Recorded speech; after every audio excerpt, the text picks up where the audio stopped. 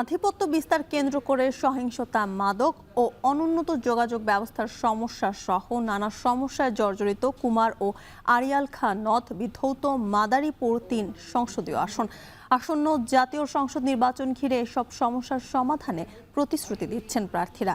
আর ভোটারদের সংশয় সুষ্ঠু নির্বাচন অনুষ্ঠান নিয়ে মাদারীপুর ৩ আসনের ভোট প্রস্তুতি জানাতে খোয়াজপুর থেকে যুক্ত হচ্ছেন সহকর্মী জাওয়াদ মাহমুদ। আমরা সরাসরি যুক্ত হচ্ছি তার সাথে। জাওয়াদ, নির্বাচন ঘিরে কি বলছেন ভোটাররা এবং সংশয় কেন সুষ্ঠু নির্বাচনকে ঘিরে?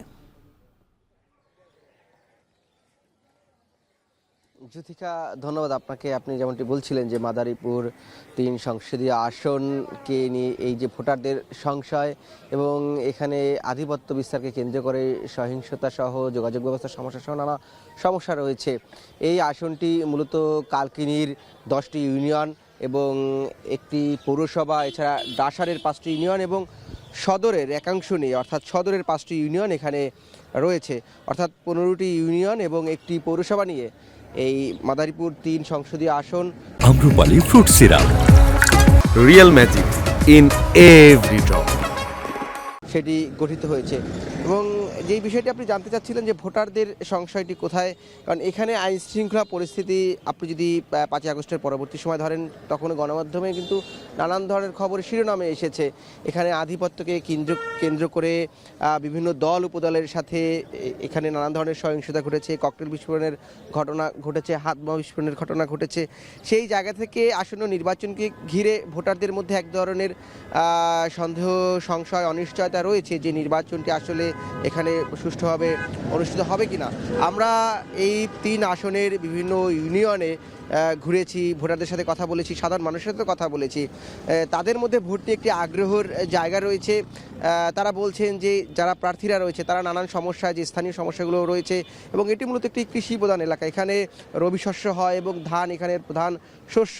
সেই জায়গা থেকে এখানে কৃষিজীবী মানুষদেরও নানান ধরনের প্রতিশ্রুতি যারা প্রার্থিতা করছেন। এখানে 4 জন প্রার্থী প্রতিদ্বন্দ্বিতা করছেন, এখন পর্যন্ত বৈধ প্রার্থী 4 জন রয়েছেন।